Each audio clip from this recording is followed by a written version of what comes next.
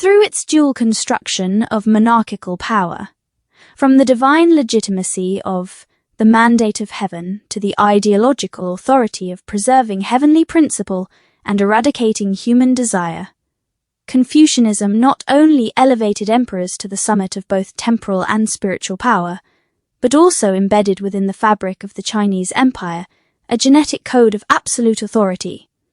This laid the groundwork for the later communist system's deification of its leaders and its demand for total unity of thought. Throughout 2,000 years of imperial rule, rebellion from the common people remained one of the key forces shaping the course of history and restraining absolute power. Ancient Chinese wisdom held that the waters that carry the boat can also overturn it, and are kings and nobles born of different stock. When rulers ceased to regard the people as human, the people rose in revolt, leaving fields scorched and mountains stained with blood, toppling dynasties and rebuilding the world anew. Even in the height of Manchu power under the Qing, uprisings never ceased. Each emperor, in turn, was tormented by these persistent rebellions, which forced the Manchu nobility to examine themselves and seek forgiveness and cooperation from the Han majority. During that era, Confucian thought was widely propagated and revered, restraining rulers with moral and personal discipline. In the time of Confucius and Mencius, the world was mired in chaos.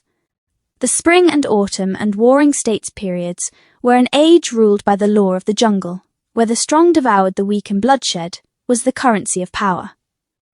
The ruling elite were tyrannical and murderous.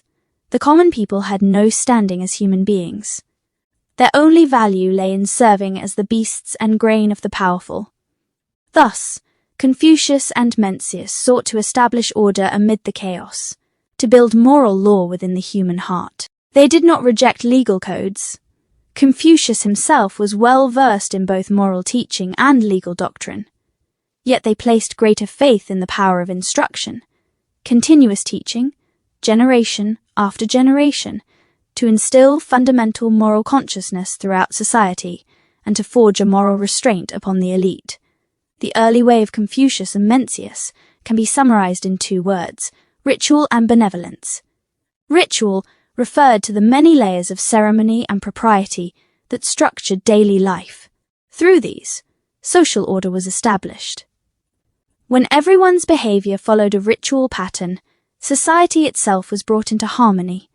Benevolence was the moral code Confucius and Mencius set for rulers, using ritual to shape the character of those in power. The concept of Ren benevolence was broad and deep.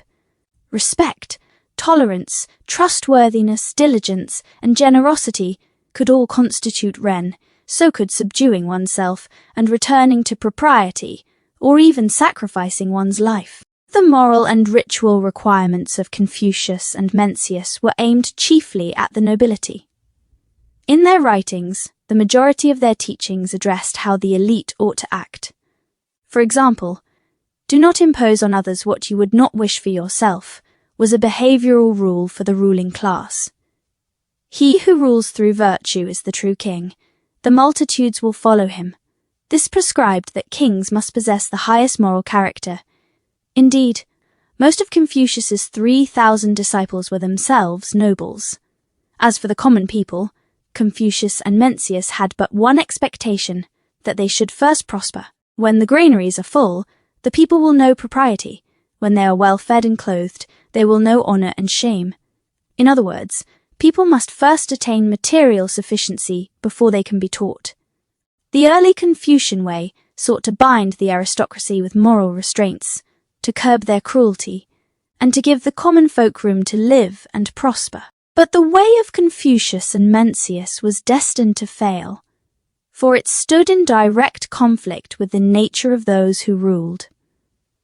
To expect nobles who held the power of life and death to restrain themselves was like seeking fish upon a tree, or fire beneath the ice, vain and futile. Thus the lives of Confucius and Mencius followed similar paths. Both wandered from state to state, honored as guests by princes and lords, yet never truly heeded. In the end, both returned home in sorrow, dying in quiet obscurity. their teachings unfulfilled.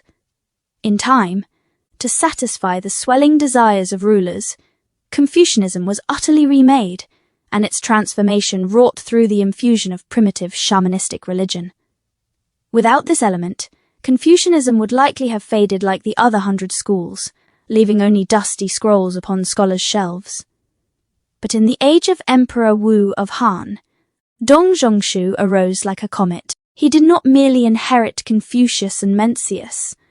He transfigured them, turning their philosophy into a religion, a state-sanctioned creed infused with sorcery and divine authority, perfectly suited to the emperor's hunger for boundless power. From that time forward, Confucianism was enthroned as the sole official doctrine of the Han Empire. All other schools of thought were cast out. The imperial education system bowed solely to Confucian teaching. Yet the original spirit of Confucius and Mencius, their moral restraint upon the nobility, was now gone. Upward, Dong Zhongshu borrowed the shamanic concept of divine kingship, the mandate of heaven. He portrayed the emperor as the son of heaven, heaven's sole voice upon the earth, and his power descending from divine will, bound by no law or human morality. The emperor himself became the law, free to trample every earthly principle. This was the pure continuation of the ancient shaman-king tradition. Only those of sacred blood could commune with heaven and bear its will. All others were unworthy. Downward, Dong Zhongshu established the 3 bonds and 5 constants, tightening the hierarchy. The ruler is the guide of the subject, the father the guide of the son, the husband the guide of the wife. The people must submit as the faithful obey divine command. The so-called benevolence, righteousness, propriety, wisdom, and faithfulness sounded virtuous, yet in practice they came with an endless maze of rules, including how to hold chopsticks, what words to use in greeting, how to bow, how to speak, how to breathe. Anyone who wished to rise had to cling to these forms. Any small deviation marked one as unbenevolent, unrighteous, discourteous, unwise, and unfaithful. Such a person was condemned to remain forever at the bottom, chained by ritual and judgment. In Dong Zhongshu's hands, the moral restraints once meant to bind the nobility were turned into chains that bound the common people. The shamanic element gave the emperor absolute legitimacy, divine and untouchable, while the people were buried beneath endless moral codes, transformed into obedient subjects who could never rise again. Thus Emperor Wu's arrogance and wars of vanity found their perfect theological justification, and the entire social order of China was nailed fast to the altar of imperial power. But China's nightmare did not end there. Confucianism was transformed yet again, and this time granting the emperor the power to judge thought itself. By the Southern Song dynasty, the empire had rotted within. The court was feeble and corrupt. The aristocrats fattened themselves, while the people groaned under misery.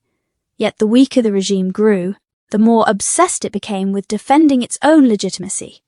And in that decay, Zhu Xi arose, an architect of bondage clothed in the garments of a sage. He forged what was called Neo-Confucianism, the learning of principle, turning Confucian teaching fully into Confucian religion. And this is a spiritual yoke upon the mind. Before Zhu Xi, Confucianism had focused on outward conduct, as long as one's behavior appeared to follow benevolence, righteousness, propriety, wisdom, and faithfulness. One could be called a Confucian. But Zhu Xi declared this was not enough. One must also purify the inner heart. He demanded the annihilation of human desire itself, to preserve heavenly principle and extinguish human desire. The heart must contain only the faith of Confucian doctrine. All private thoughts and passions were to be cast out. This raised the fearful question, who shall judge the soul? Who decides whether a person obeys Confucian virtue merely outwardly or believes it inwardly? Zhu Xi answered, the emperor. The emperor, he claimed, was the living embodiment of heaven's principle, heaven's voice upon the earth. Thus the Southern Song rulers alone could judge the thoughts of men. The mandate of heaven became the principle of heaven in the king. The monarch was no longer merely the ruler of bodies, but the judge of minds. From that moment, the Chinese emperor became the fusion of king and pope, the ultimate earthly and spiritual authority combined. His power reached its zenith. He could decree which ideas were true, which words were righteous, which souls were pure. Before Zhu Xi, scholars like Confucius, Mencius, and Dong Zhongshu had pursued learning freely, growing into sages without needing the court's blessing. After Zhu Xi, that path was sealed. Now, one must pass the imperial examination to earn the right even to think. The state alone could approve, publish, or interpret all writings including literary, scientific, or philosophical. Any word not sanctioned by the throne was heresy, and its author condemned as refuse. Under the Qing, this power of judgment reached its dreadful climax. The emperors unleashed the literary inquisition, including snaring victims through rumor, punishing 9 generations with a single word. The cruelty defied imagination. Thus the spiritual vitality of the Chinese people was strangled. The nation became a still pond, lifeless, breathless, silent. And do you think this was the darkest hour? No, this was only the beginning. For even then, the ancient Chinese still retained a flicker of reverence, believing that above one's head, 3 feet, there dwells the divine. But soon something far more terrible would come, a creed without gods, a gospel of man alone.